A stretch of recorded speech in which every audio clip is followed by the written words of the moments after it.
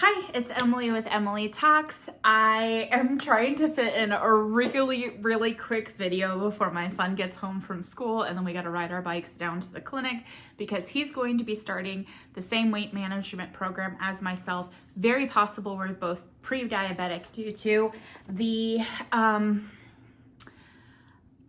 eating habits that I have fostered within the home, a lot of emotional eating and trying to feel good through food.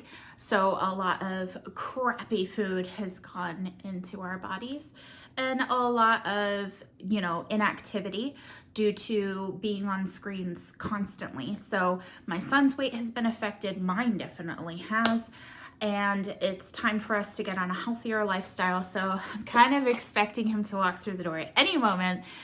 However, it was on my mind to do a more thorough video on tapping. Tapping is super awesome. It's called EFT.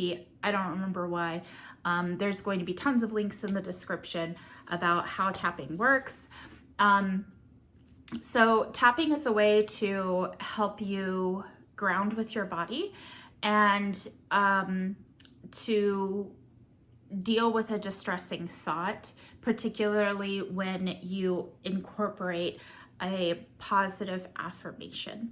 The way that I was particularly taught this skill back when I was like 19 was to use the positive affirmation, even though, and then talk about the distressing thing, and then follow up with, I totally and completely accept myself.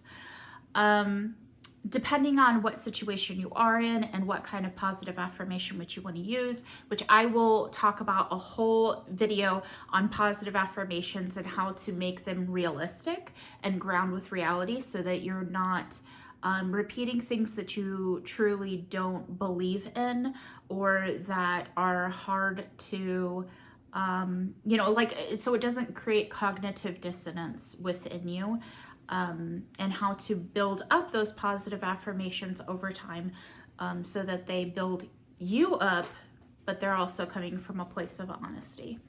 So whatever your favorite positive affirmation is, look up some. There's a really fantastic YouTuber who did an EFT or a tapping exercise that I loved his particular message, and he goes through each of the different areas.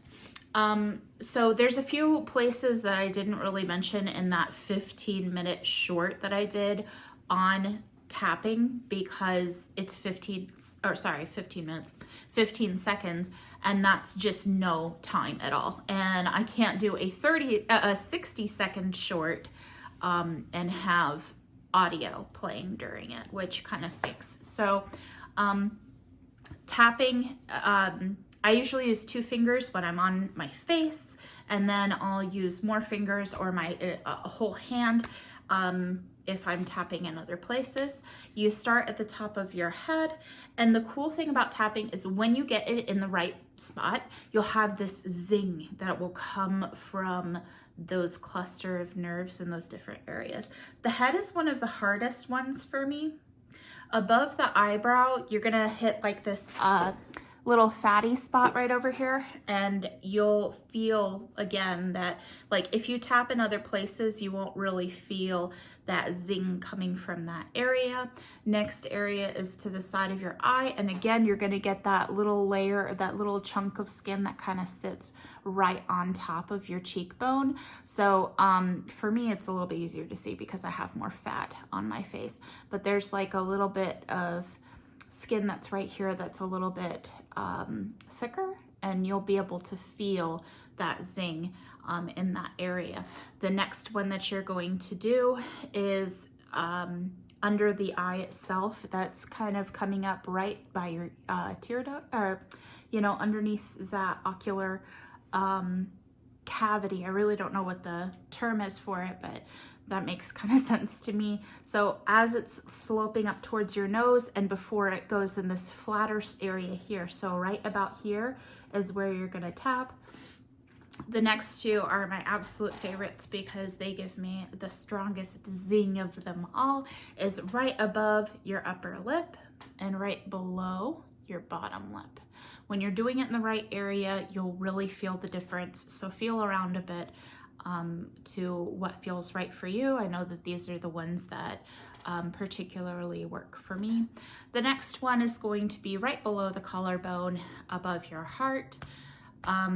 This one, yeah, it's just a really helpful one that you can do, and you can do a butterfly move too.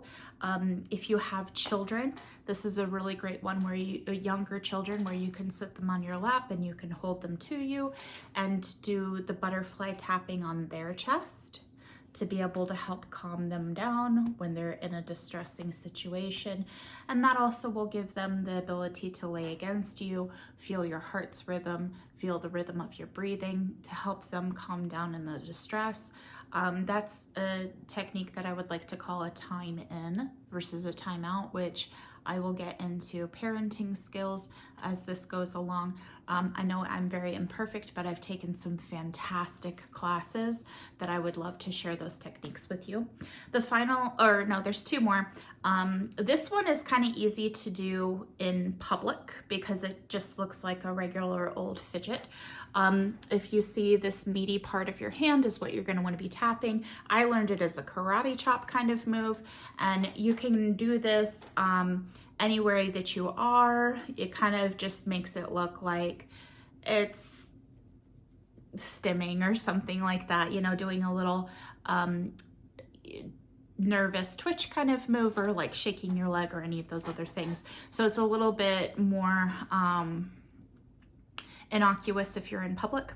The last one that I'm gonna go over is tapping on your legs. So the last, I would say 2/3 of your leg between the middle of your thigh and your knee is where you want to tap it, alternating so that you can help yourself calm down.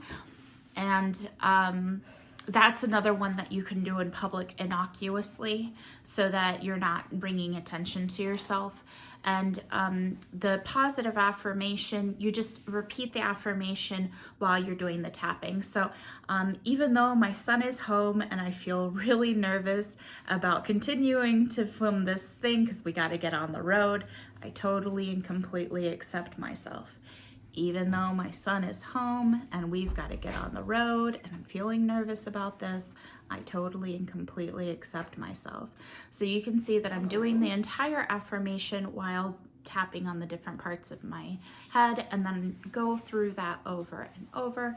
And then you can also do a thing where you stretch out your affirmation. Even though I'm having trouble with nervousness because my son has come home, I, need to leave to go on, to the doctor's appointment. I totally and completely accept myself. So there's different ways to move through this to truly get that grounding together and slow down your thoughts, be grounded back in your body, and then go back and approach the situation that caused you distress so that you're not being avoidant. So I hope that this little bit of extra explanation helps. I need to address getting my son on the road so we can get to this doctor's appointment. I hope y'all have a great day.